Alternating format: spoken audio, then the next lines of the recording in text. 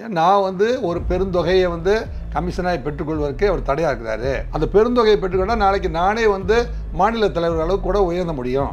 பணம் தானே வந்து அடிப்படை காரணமாக இருக்குது. அரசியல்லையும் நம்ம குடும்ப வளர்ச்சிக்கும் வந்து வரக்கூடிய பெருந்தொகையை பெறுவதற்கு ஆம்ஸ்ட்ராங் தடையாக இருக்கிறார். அதுதான் பெரிய காரணமாக அறியப்படுகிறது. எங்கள் அண்ணனை கொண்டுட்டாரு அப்படின்னு பொன்னைப்பால், என்னுடைய காதலனை கொண்டுட்டா அப்படின்னு அஞ்சலை, என்னுடைய காதல் கணவனை கொண்டு விட்டார் என்று மலர்கொடி. என்னங்க, இப்படி எல்லா காரணங்களையும் வந்து ஒன்றிணைத்து ஒரு டீம் வந்து கிரியேட் பண்ணப்பட்டு அதுக்கு தலைமையேற்றவர் தான் அவர். யாருக்குமே இந்த சின்ன சின்ன டீமுக்கெல்லாம் வந்து ஆம்ஸ்ட்ராங்கை முடிச்சிடலாங்கிற கெப்பாசிட்டி யாருக்குமே கிடைக்கல. ஆம்ஸ்ட்ராங்கை முடிச்சிடலான்னு யாருக்குமே துணிவு வரல. ஸோ சம்பவ செந்தில் அப்படிங்கிற ஒரு ஆளால் இதை முடிக்க முடியும் அப்படின்னு முடிவு செஞ்சது யாரு அப்படிங்கிறதுக்கு தான் வந்து திரு அருண் அவர்கள் விடை சொல்லியிருக்கிறாரு. திருச்சியில் ஒரு முக்கியமான சலசலப்பு நடக்கும்போது திருச்சி கமிஷனர் வந்து அந்த சலசலப்பை அமைதிப்படுத்தி அதுக்கு சார்ஜ் ஷீட் போட்டது அருண் அவர்கள் தான். ஏடிஜிபி லாண்டரில் வந்தபோது இந்த தமிழ்நாடு முழுவதும் இருந்த மிகப்பெரிய ரவுடிகளெல்லாம் வந்து சத்தம் போடாமல் இருக்க வைத்தது அவர் தான். இப்படி இந்த காஞ்சிபுரம் ரோட்டில் வந்து 10 பிரசிடென்ட் பஞ்சாயத்து யூனியன் தலைவர்கள் மட்டுமே இந்த போட்டியில் வந்து படுகொலை செய்யப்பட்டு பிபிஜி சங்கரில் தொடங்கி 10 பஞ்சாயத்து தலைவர்கள் கொல்லப்பட்டார்கள். அதை வந்து ஒரே சத்தத்தில் நிறுத்திட்டார். ஸ்ரீபெரும்புதூரில் என்னங்க நடந்த ஒரே ஒரு ஆப்ரேஷனில் இப்போ நீங்கள் பார்த்தீங்கன்னா காஞ்சிபுரம் ரோடு இப்போ அமைதியாக இருக்குது. அருண் டிரான்ஸ்ஃபர் ஆகி கமிஷனாக வந்துட்டாருன்னு கூட அவனுக்கு தெரியல. இல்லை, திடீர்னு அவர் வந்து இந்த பக்கம் வந்தாலும் வந்துடுவார் அப்படின்ட்டு ஸ்ரீபெரும்புதூர் ரோடு கப் சிப்புன்னு இருக்குது.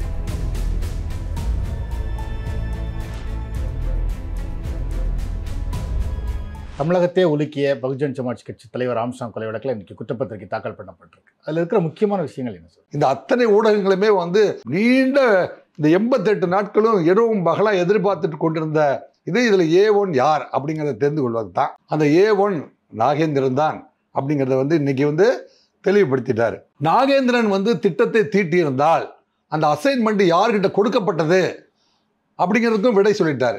A2 தலைமறைவு எதிரி சம்போ செந்தில். திட்டம் தீட்டப்பட்டது நாகேந்திரனிடம், சம்போ செந்திலிடம் தான் அந்த திட்டம் வந்து, ஏன்னா சம்பவத்தை கரெக்டாக செய்வாங்கிறதுனால திட்டம் தீட்டப்பட்டு சம்பவம் செந்திலிடம் திட்டம் கொடுக்கப்பட்டது. செயல்படுத்துகிற பொறுப்பு வந்து அவர்கிட்ட கொடுக்கப்பட்டது. அப்படின்னா A2 கிட்ட கொடுக்கப்பட்டது. A3 அஸ்வத்தாமன். முடிஞ்சு போச்சு. அஸ்வத்தாமன் வந்து சூப்பர்வைஸ் பண்ணி ஆட்களை அமர்த்தி எந்தெங்க யார் யார் போகணும் அப்படிங்கிறது எல்லாத்தையும் டிசைட் பண்ணது அஸ்வத்தாமன். அப்படின்னு ஒரு 3 இந்த A1 A2 A3 அப்படிங்கிறதுலேயே வந்து பெரிய மௌன மொழியில் வந்து அருண் அவர்கள் இந்த உலகத்துக்கு முதல்வரில் தொடங்கி அந்த கடைக்கோடி கன்னியாகுமரியில் உட்காந்து வந்து டீ கடையில் வந்து இந்த வழக்கு என்னதான் ஆச்சுன்னு பேப்பரில் பார்த்து தெரிஞ்சுக்கிறானே அவன் வரைக்குமே வந்து இன்னைக்கு வந்து உறக்க சொன்ன பதில் தான் வந்து A1 நாகேந்திரன், A2 வந்து சம்பவம் செந்தில், A3 அஸ்வத்தாமன் அப்படிங்கிற ஒரு விஷயம். இதில் A1 குறிப்பிடப்படுற நாகேந்திரன் யார் சார்? அவரோட பின்னணி? எஸ், நாகேந்திரன் யார் அப்படின்னா 1990 நாகேந்திரன் வந்து அந்த வியாசர்பாடி பகுதியில் வந்து சாதாரணமாக வந்து படிச்சுட்டு இருந்த ஒரு பையன். அவர் வந்து பாக்ஸிங் பண்ணுறதுல ரொம்ப இன்ட்ரெஸ்டிங். பாக்ஸிங் பண்ணிகிட்டே இருக்கும்போது வெள்ளரவி தான் அங்கே வந்து தாதா. வெள்ளரவியும் விஜி அப்படின்னு 2 பேர் இருக்காங்க. இதுதான் வடசென்னையுடைய வரலாறு. இந்த வடசென்னை வரலாற்றுடைய முதல் பக்கமே இதுதான். அந்த முதல் பக்கத்தில் வந்து இவர் வந்து ஜூனியராக போய் எங்கே சேர்றாரு அப்படின்னா வெள்ளரவி விஜி என்கின்ற 2 தாதாக்களோடு போய் சேர்றாரு. அவங்க வந்து மண்ணின் மைந்தர்கள். யார் மண்ணின் மைந்தர்கள்? வடசென்னையில் வந்து வெள்ளரவியும் விஜியும் அவங்க சகாக்களும் வந்து வியாசர்பாடியில் தொண்டு தொட்டு வாழ்ந்து கொண்டிருந்தவர்கள். அங்கு பர்மாவிலிருந்து குடிபெயர்ந்து இங்கே வந்தவர்களில் வந்து ஒரு குரூப் வர்றாங்க. பர்மாவிலிருந்து குடிபெயர்ந்து வந்ததில் தான் சுப்பையா அப்படின்னு வர்றாரு. சுப்பையா அப்படிங்கிறது யார் அப்படின்னா அவர் வந்து சேரா என்கின்ற மிகப்பெரிய தாதா. இன்னைக்கு வந்து மனம் மாறி ராஜேந்திரன் என்கின்ற சேரா மனம் மாறி பல முறை வந்து சிறையில் பல்வேறு கொலை வழக்குகளில் வந்து கைது செய்யப்பட்டு இதுமேல் இங்கே இருந்திருந்தால் ஒன்று அவர் கொலைகாரனாகவே இருக்கணும், அல்லது அவரை கொலை செய்யறதுக்கு சில பேர் துரத்திக்கிட்டே இருக்கணும் அப்படிங்கிற சூழ்நிலையில் அவங்க குடும்பத்தாரெல்லாம் அட்வைஸ் பண்ணி அவரை மதுரைக்கு அனுப்பி இன்னைக்கு வந்து ராஜேந்திரன் சேஃபஸ்ட் மனிதனாக வாழ்ந்து கொண்டிருக்கிறார். சேராவுடைய சித்தப்பா தான் வந்து இந்த சுப்பையா வந்து பர்மாவிலிருந்து வந்து இந்த ஏரியாவில் வந்து காயலாங்கடையை முதல்ல தொடங்குறாரு. காயிலாங்கடை வந்து அது எல்லாமே வந்து மண்ணின் மைந்தர்கள் செஞ்சுட்டு இருந்த தொழிலை பர்மாவில் இருந்து ஒரு ஆள் வந்து டேக் ஓவர் பண்ணுறாரு. அதனோட டேக் ஓவர் பண்ணுறது, நீ வந்து வெளியூருக்காரன், இந்த ஊரில் நாங்கள் தானே அப்படின்ட்டு வந்து கிளைம் பண்ண ஆட்கள் தான் வந்து விஜயும் வெள்ளரவியும். அந்த வெள்ளரவியும் விஜயும் ஒரு 10-15 பேரை வந்து அவங்களுக்குள்ள அசைக்க முடியாத டீம் வச்சுருக்காங்க. அவங்க தான் அசைக்க முடியாத மேஸ்திரிகள். அவங்க தான் வந்து வியாசர்பாடி பக்கத்தில் இருக்கிற குட் செட்டுக்கு இன்சார்ஜ். அவங்க தான் வந்து இந்த உப்பு சால்ட்டு கோட்டஸ் இருக்குது பார்த்தீங்களா, அந்த ரயில்வே கோட்டில் ஏற்றுதல் இறக்குதல் முனையம்னு சொல்லுவாங்க, சரக்கு முனையம், அந்த முனையத்துக்கு பொறுப்பாளர்கள். அங்கே வாழ்கிற வந்து பிஸ்னஸ்ஸு அங்கேருந்து ஹார்பர் வரைக்கும் அவங்க தான் அசைக்க முடியாத தாதா. அதுக்குள்ளே ஃபஸ்ட்டு இன்ஃப்ளேட்டட் ஆனவர் தான் வந்து சுப்பையா. அந்த சுப்பையாவை வந்து வெள்ளரவி டீம் வந்து மர்டர் பண்ணுறாங்க. மர்டர் பண்ணுகிற பொழுது 1990 இது நடக்குது. மர்டர் பண்ணும்போது அதில் ராகேந்திரன் இருக்கார். சுப்பையா குற்றூரையும் கொலையுமாய் போய் ஸ்டான்லி ஆஸ்பத்திரியில் கொண்டு போயிட்டு அவர் அட்மிட் பண்ணுறாங்க. அவர் பொழைச்சிக்கிட்டாருன்னு தெரிஞ்சதுக்கப்புறம் விஜி அண்ட் கோ உள்ளே போய் ஸ்டான்லி ஆஸ்பத்திரிக்கு உள்ளே வச்சு அவரை கொலை பண்ணாங்க. அது வந்து தமிழகத்தையே வந்து திருப்பி பார்க்க பயத்தில் ஒரு கவர்மெண்ட் ஆஸ்பத்திரிக்குள்ளே ட்ரீட்மெண்ட் இருக்கிற ஒரு ஆளை மறுபடியும் வந்து உயிர் பிழைச்சிட்டானா, அவன் பிழைச்சி வந்தால் இவங்களை காலி பண்ணிடுவான் அப்படிங்கிற ஒரு திட்டத்தின் அடிப்படையில் அந்த கொலை நடந்தது. ஸோ அந்த கொலைக்கு பிறகு நாகேந்திரன் வந்து அந்த 2 நம்பர்ஸ் டீமில் 3 நம்பர்ஸ் ஆயிடுறார். வெள்ளரவி, விஜி, நாகேந்திரன் அவர் அது முப்படை தளபதிகள் அல்லது மும்மூர்த்திகள் என்று அழைக்கப்படுகிறார்கள். அவங்களுடைய கண்ட்ரோலில் தான் வட சென்னை இயங்கிட்டு இருக்குது. அப்புறம் சேராவும் இன்னும் வந்து சொல்லப்போனால் பெயர் சொல்லக்கூடாத சில பேர் இப்போ என்கவுண்டர் செய்யப்பட்ட கொலை செய்யப்பட்ட ஆட்கள் தான். அந்த ரெட் ஹில்ஸ் பகுதியில் அந்த ஏரியாவில் இருக்காங்க பார்த்தீங்களா, அவங்க செம்மரம் தொடர்பான ஆட்கள். அந்த டீமுக்கும் இந்த டீமுக்கும் ரைவல் ஆகிட்டே இருக்குது. அதில் வந்து 1 by 1 வந்து கிட்டத்தட்ட ஒரு 8லேருந்து 10 மர்டர் நடக்குது. இந்த சமயத்தில் 1990 97 வியாசாடை இப்போ 90லாம் வந்து சேராவுக்கும் இவங்களுக்கும் வந்து மிகப்பெரிய இதில் இருக்கும்போது 1990 வியாசார்பாடியை சேர்ந்த அதிமுக வட்ட செயலர் ஸ்டான்லி சண்முகம் இவங்க வீட்டு இந்த நாகேந்திரனுடைய ஃப்ரெண்ட்ஸு எல்லாம் சேர்ந்து ஒரு காது குத்து திருவிழா இதான் நடக்குது. எல்லா ஃப்ரெண்ட்ஸும் போய் வேணுங்கிறத சாப்பிட்லாம், ஏன்னா எல்லா பிரியாணி சாப்பிட்லாம், எல்லாரும் பியர் சாப்பிட்லாம். அப்படிங்கும்போது ஸ்டான்லி சண்முகத்துடைய கண்ட்ரோலில் இருந்த ஒரு பிராந்தி கடையில் போயிட்டு குடியா பணம்லாம் அப்புறம் வாங்கிக்கலாம்னு சொல்லும்போது இல்லை பணத்தை வச்சுட்டு எடு, ஒரு சின்ன கௌரவ பிரச்சனையில் ஸ்டான்லி சண்முகத்தை அப்போ கொண்டுறாங்க. ஸ்டான்லி சண்முகம் பட்ட பகலில் வெட்டி கொல்லப்படுகிறார். அப்போ வந்து திராவிட முன்னேற்ற கழகத்துடைய ஆட்சி, ஏடிஎம்கேவுடைய வட்ட செயலாளர் அவரை கொலை செய்கிற பொழுது அந்த கொலை அந்த அடக்கத்திற்கு ஜெயலலிதா அவர்கள் போய் பட்ட பகலில் வந்து இப்படி வந்து ஒரு கொலையை அரங்கேற்றலாமா, இது வந்து சட்டம் ஒழுங்கு சரியில்லை என்று ஜெயலலிதா அவர்களால் வந்து மிகப்பெரிய குறை சொல்லப்படுகிறது சட்டம் ஒழுங்கை பொறுத்து. அப்படி அப்பவே வந்து முதல்வருடைய கவனத்தை ஈர்க்க தொடங்கிய ஒரு நாகேந்திரன் இன்று மீண்டும் வந்து திராவிட முன்னேற்ற கழக ஆட்சியில் தான் அவர் மீண்டும் வந்து A1 முடிவு செய்யப்படுகிறார். அதன் பிறகு அந்த வழக்கை வந்து சும்மா வந்து 10 வருஷம்னு போடுறாங்க. அவர் வந்து ஹைகோர்ட்டில் போயிட்டு அப்பீல் பண்ணி வந்துடலாம் அப்படின்னு நினச்சிட்டு ஹைகோர்ட்டுக்கு போனோடனே ஹைகோர்ட்டில் வந்து அவருக்கு வந்து லைஃபை மாற்றுறாங்க. சுப்ரீம் கோர்ட் போகிறாங்க, சுப்ரீம் கோர்ட்லேயும் அவர் லைஃப் கொடுத்துறாங்க. இவர் கூடவே இருந்த விஜி வந்து 10 ஆண்டுகளில் அவர் அப்பீல் போகல, அவர் வெளில வந்துடுறாரு. ஆனால் இவர் மட்டும் வந்து அப்பீல் போனதுனால இவருக்கு வந்து என்ன செய்கிறாரு, லைஃப் கிட்டத்தட்ட 25 ஆண்டுகளாக வந்து இவர் வந்து புழல் சிறையிலும் வேலூர் சிறையிலுமே வந்து சிறை பறவையாக மாற்றப்பட்டார். இதுதான் வந்து நாகேந்திரனுடைய வரலாறு. நாகேந்திரன் வந்து உள்ளே இருந்தாலும் அவர் வந்து என்ன செய்கிறாரு, அவருடைய பெயரை சொன்னால் இந்த குட்செட்டு சாம்ராஜ்யம்லாம் இது பார்த்தீங்களா, இந்த மேஸ்திரி மாமூல் வந்து நாகேந்திரன் வீட்டுக்கு போயிடணும், நாகேந்திரன் சகாக்களுக்கு போயிடணும், அந்த டீம் வந்து கலையாமல் இருக்கணும் அப்படிங்கிறத உள்ளிருந்தே மெயின்டைன் பண்ணிட்டு இருந்தார். அப்படி மெயின்டைன் பண்ணிட்டு இருக்கிற பொழுது தான் நாகேந்திரனுடைய அவருடைய நண்பர் ஜெய்சிங்கும் சேர்ந்து கொருக்குப்பேட்டை ரயில்வே ஸ்டேஷனில் தங்க கட்டுப்பாட்டில் வச்சுருக்காங்க. கொருக்குப்பேட்டையில் இருக்கிற ரயில்வே கேட்டு அவங்க கட்டுப்பாட்டில் வச்சுருக்காங்க. அப்போ வந்து நாகேந்திரன் சிறைக்கு சென்ற பிறகு ஜெயில்சிங் வந்து நாகேந்திரன் ஜெயிலுக்கு போனாலும் அவருடைய பங்கை வந்து கொடுத்துட்டே இருந்தார். அந்த பங்கை வந்து ஒரு காலத்தில் ஜெயில்சிங் வந்து நிறுத்திடுறாரு. அவர் ஜெயிலுக்கு போயிட்டாரு, இனிமேல் வரமாட்டார், ஆயுள் தண்டனை ஆயிடுச்சு, வரமாட்டாங்க. இதை போய் வந்து இவருடைய தம்பி நாகேந்திரனுடைய தம்பி போஸ் போய் கேட்குறாரு. ஜெயில்சிங் வந்து நாகேந்திரன் 25 வருஷம் ஆயுள் தண்டனை போட்டலாம், இனிமேல் வரமாட்டார், அதனால் நாகேந்திரன் தம்பியவே வந்து போட்டுடலாம் அப்படின்னு முடிவு பண்ணிடுறாரு. அப்போ போஸை வந்து ஜெயில்சிங் வந்து போட்டுறாரு. சரி, மர்டர் பண்ணிடுறாரு. மர்டர் பண்ணும்போது நாகேந்திரன் சொல்கிறார், டேய் ஜெயில்சிங் என்னுடைய நண்பன், என் குடும்பத்துக்கு பணம்லாம் கொடுத்துட்டு இருந்தான். ஏதோ ஒரு தகராறில் தம்பியை பண்ணிட்டாங்க, இருந்தாலும் பண்ணாதீங்க அப்படின்னு அவர் சொல்கிறாரு. இருந்தாலும் நாகேந்திரனுடைய டீம் வந்து ஜெய்சிங்கை வந்து அவர் உள்ளே இருக்கும்போதே மர்டர் பண்ணிடுறாங்க. ஆனால் நாகேந்திரன் மீது வழக்கு வராமல் அவங்க டீமே வந்து பண்ணுறாங்க. அப்போ நிழல் உலகத்துலேருந்தே உள்ளேருந்தே வந்து ஒரு ஆளை வந்து இருக்கணுமா இருக்கக்கூடாது, வட சென்னைக்கு அவங்க பிஸ்னஸில் யாராவது தலையிட்டால் அவர் இருக்க வேண்டுமா அல்லது இருக்கக்கூடாதா என்று முடிவு செய்கிற ஒரு வரலாறு அவர்களால் பின்னப்பட்டது. ஸோ அந்த வரலாறு தான் வந்து வட சென்னையில் வந்து தன்னுடைய மகன் அஸ்வத்தாமனுக்கு போட்டியாக வந்து ஆம்ஸ்ட்ராங் இருக்கிறார் என்கின்ற ஒரு சூழ்நிலையை உருவாக்கி இருக்கிறது அப்படின்னு வந்து இந்த வரலாற்று பின்னணி வந்து கோடிட்டு நமக்கு காட்டுகிறது. இப்போ வந்து திரு அருண் அவர்களும் அவருடைய 10 டீம் லீடர்ஸும், வெறும் அந்த 10 டீம் லீடர்ஸ் மட்டும் நம்ம சொன்னால், அதாவது ஒரு அடிஷனல் கமிஷனர், ஒரு ஜாயின்ட் கமிஷனர், ஒரு டெப்டி கமிஷனர், 4 துணை கமிஷனர்கள் மற்றும் 10 இன்ஸ்பெக்டர்கள், இவ்வளோ பேர் சேர்ந்து ஒரு வழக்கை வந்து திறம்பட விசாரித்து தான் வந்து இதுக்கு வந்து A1 வந்து நாகேந்திரன் தான். நாகேந்திரனுடைய திட்டம் வந்து சம்போ செந்திலிடம் கொடுக்கப்பட்டு அஸ்வத்தாமனால் சூப்பர்வைஸ் பண்ணப்பட்டு இந்த ஆட்கள்லாம் அமர்த்தப்பட்டார்கள் அப்படிங்கிற இது வந்திருக்கு. இப்போ இதில் அவிழ்க்கப்படாத முடிச்சு ஜனங்களுடைய எதிர்பார்ப்பு என்ன அப்படின்னா, இதில் குற்றவாளிகள் எத்தனை பேர் அப்படின்னா 30 பேர். 30 பேரில் 28 பேர் கைது செய்யப்பட்டார்கள். ஆமாம், உண்மைதான். மீதி 2 பேர் தலைமறைவு குற்றவாளிகள் என்று குற்றப்பத்திரிகையில் குறிப்பிடப்பட்டிருக்குது. என்னைக்கு பிடிச்சிட்டு வந்தாலும் அவங்கள இந்த கேஸில் ரிமாண்ட் பண்ணிடுவாங்க.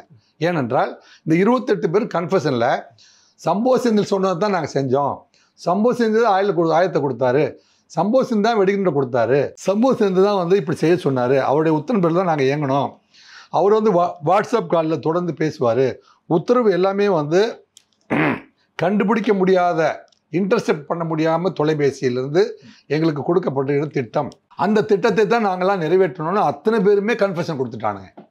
ஆக சம்போ செந்தில் திட்டத்துக்கு முதலாளி அப்படிங்கிறது வந்து ரொம்ப தெளிவான முறையில் வந்து இந்த வழக்கு விசாரணையை வந்து எடுத்து கூறியிருக்கிறது.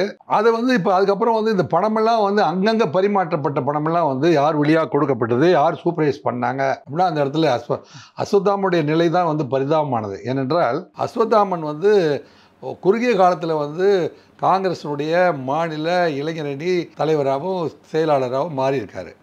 அப்படிப்பட்ட வளர்ச்சி ஒன்று இருக்கிற பொழுது கொஞ்சம் அடக்கமாக வந்து பயணம் செய்திருந்தார். அவங்க அப்பாவுடைய விருப்பம் கூட பல்வேறு சூழ்நிலைகளில் என்னோட போகட்டும்டா, இந்த மாதிரியான தொழிலுக்கு வந்து என்னுடைய மகனோ என்னுடைய குடும்பத்தார் யாரும் வர வேண்டாம் அப்படின்னு தான் நாகேந்திரன் வந்து திருப்பி திருப்பி கேட்டுக்கொண்டிருந்தார்.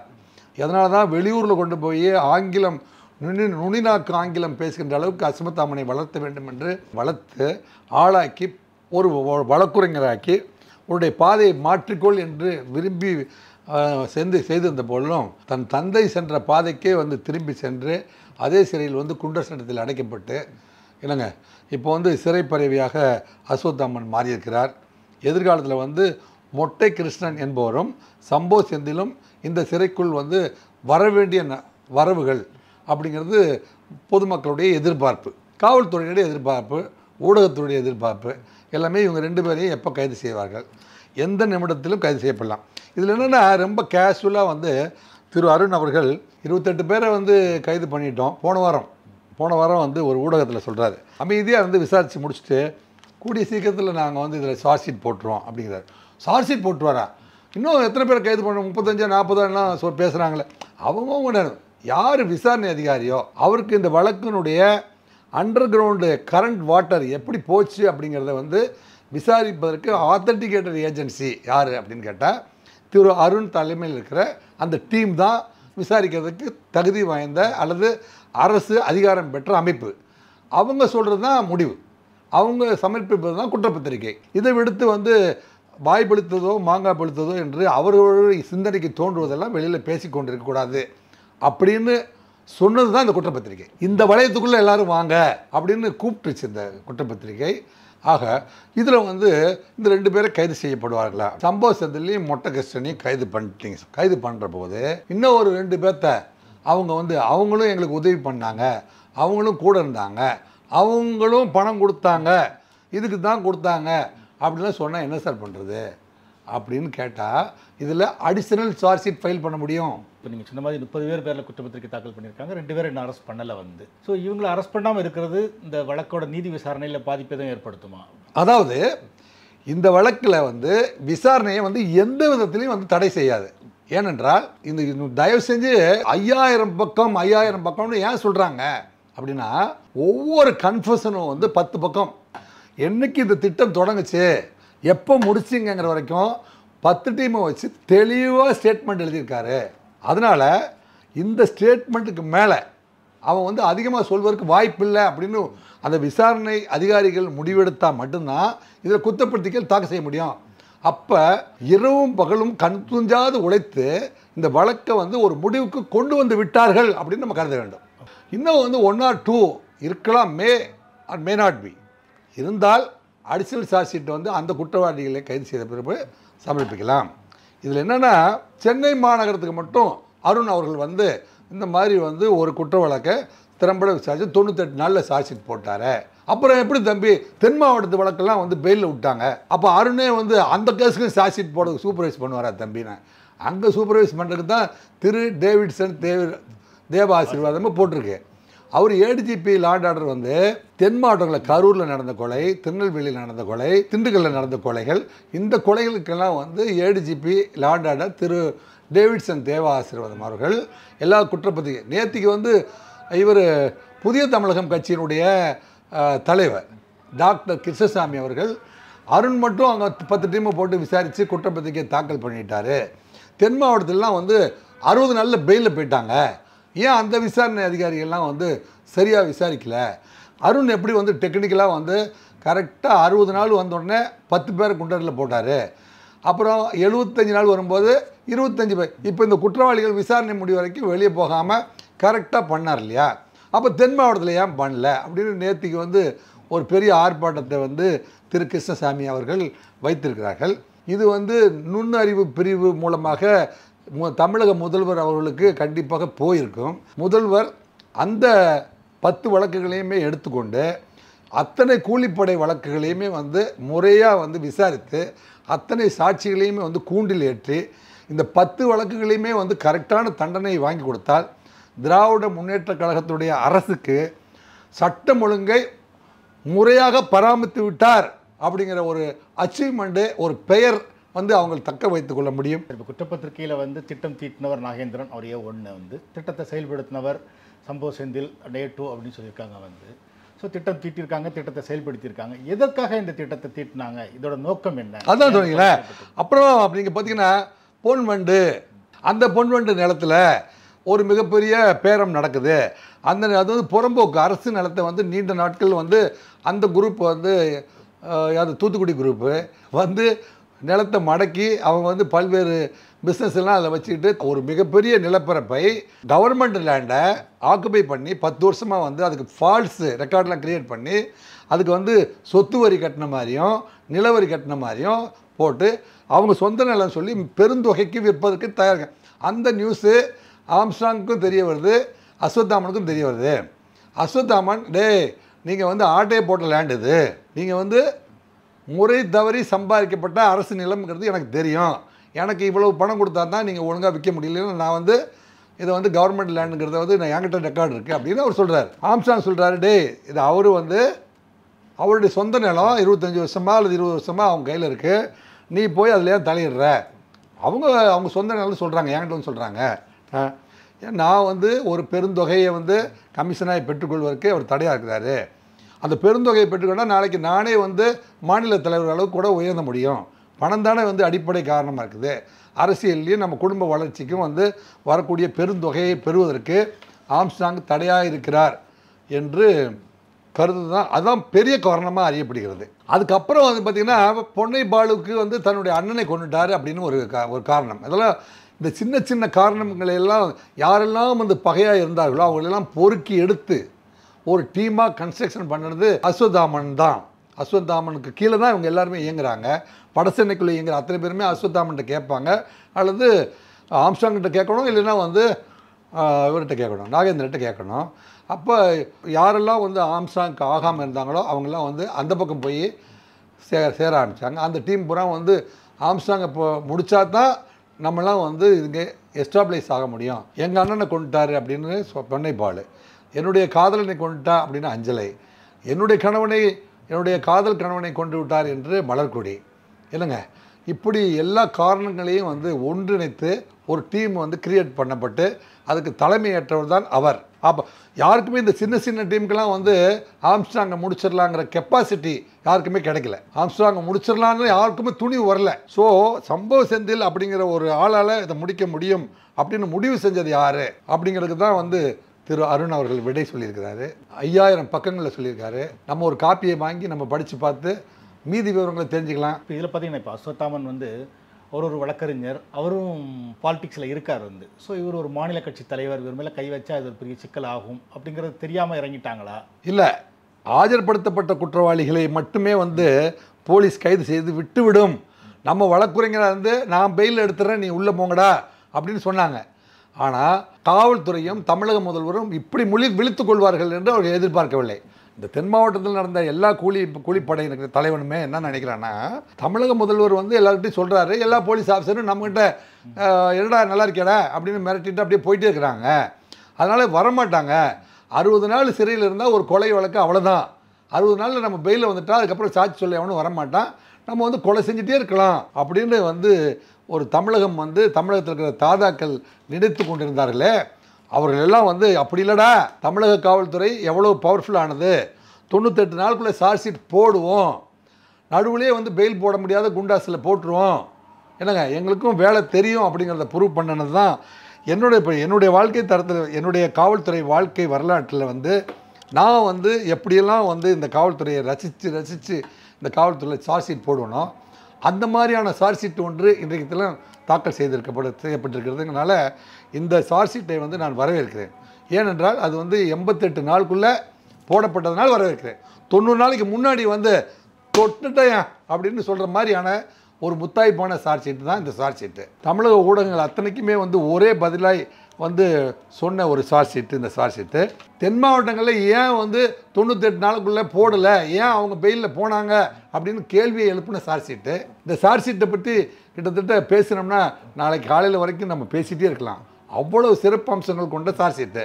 சார், நீங்கள் சொன்னபடி பார்த்தீங்கன்னா இந்த வழக்கோட ஹீரோங்கிறது அருண் ஐபிஎஸ் தான் வந்து. அவரோட பின்னணி என்ன சார்? அவர் ஏற்கனவே இந்த மாதிரி என்னென்ன வழக்குகள் கையாண்டிருக்கார்? இல்லை, திரு அருண் அவர்கள் வந்து எடுத்த காரியத்தில் முடிக்காமல் தூங்க மாட்டார் அப்படிங்கிறது தான் வந்து அடிப்படை. என்னங்க, அவர் வந்து எப்பொருள் யார் பாய் கேட்பணும் அப்பொருள் மெய்ப்பொருள் காண்பது அறிவு அப்படின்னு அவர் வந்து இவர் சொல்கிறாரு, அந்த ஆஃபீஸர் சொன்னார், இந்த ஆஃபீஸர் சொன்னார்லாம் நம்பவே மாட்டார். அது எதுவாக இருந்தாலும் ஒரு நம்பகமான அதிகாரியை வச்சு விசாரித்து அதில் உண்மைத்தன்மையை உணர்ந்து அந்த உண்மைத்தன்மைக்கு விடை காணக்கூடியவர். அது நான் அவர்கிட்ட வேலை பார்க்குற பொழுதே வந்து அவர் என்ன மாதிரியான ஆணித்தரமாக வந்து பயணம் பண்ணுறாரு, அப்படி ஒரு அதிகாரிகிட்ட தேர்ந்தெடுத்து கொடுத்தது தான் காலத்தின் கட்டாயம். முதல்வர் வந்து அருணை கண்டுபிடித்தது என்னங்க, அதற்கான யோசனையை சொன்னது யாரோ, இவர் இதனால் இவன் முடிக்கும் என்றாய்ந்து அதனை அவன் கண் விடல் என்ற குரலை வந்து நல்லா வந்து ஒரு முதல்வருக்கு பக்கத்தில் இருந்து ஒருத்தர் வந்து படிச்சிருக்காரு. அந்த குரல் தான் வந்து அவரை தேர்ந்தெடுக்க வச்சது. ஏன்னா திருச்சியில் ஒரு முக்கியமான சலசலப்பு நடக்கும்போது திருச்சி கமிஷனர் வந்து அந்த சலசலப்பை அமைதிப்படுத்தி அதுக்கு சார்ஜ் ஷீட் போட்டது அருண் அவர்கள் தான். ஏடிஜிபி லாண்டர் வந்தபோது இந்த தமிழ்நாடு முழுவதும் இருந்த மிகப்பெரிய ரவுடிகளெல்லாம் வந்து சத்தம் போடாமல் இருக்க வைத்தது அவர் தான்.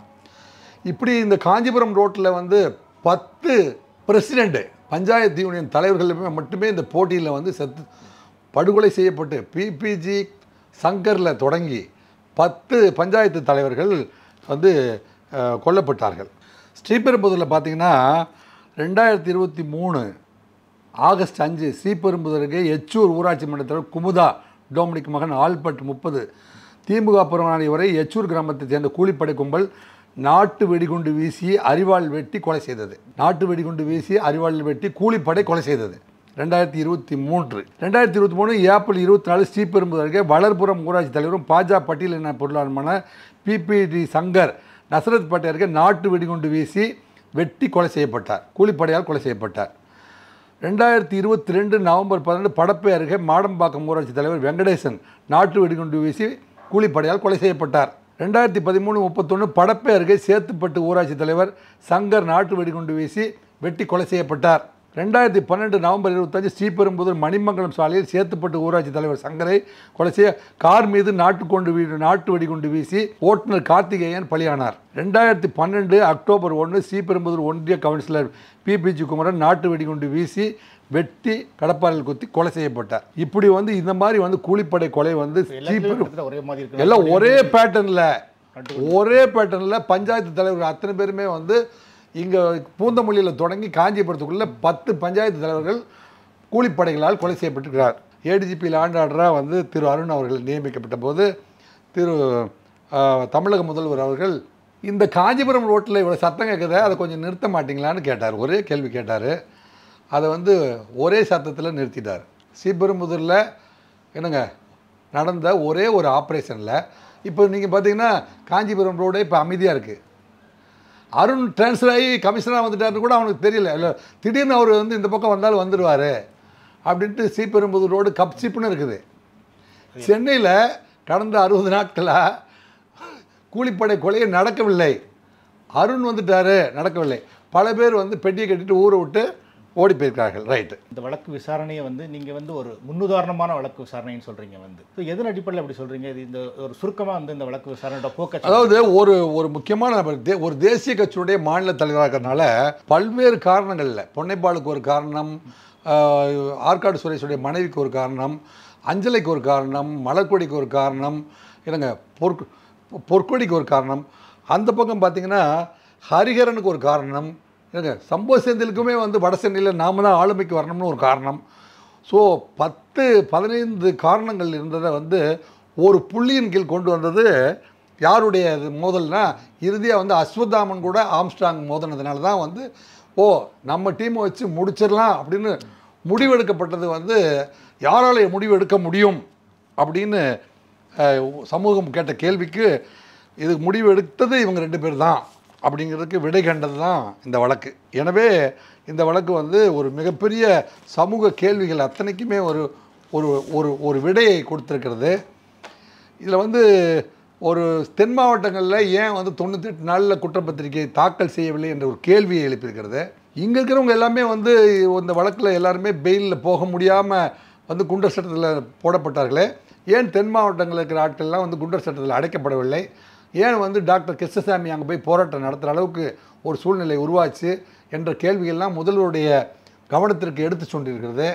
எனவே தென் மாவட்டத்தை சேர்ந்த இந்த 10 கொலை வழக்குகளையுமே இந்த ஸ்ரீபெரும்புதூரில் வந்த 10 கொலை வழக்கு, இந்த 20 கொலை வழக்குகளையுமே எக்ஸாம்பிளாக எடுத்துக்கிட்டு ஒரு வருஷத்துக்குள்ள ட்ரையலை ஸ்பெஷல் கோர்ட்டில் போட்டு சாட்சிகளை முறையாக ஆஜர்படுத்தி காவல்துறைக்குன்னு ஒரு மானம் இருக்குது, ஒரு கௌரவம் இருக்குது.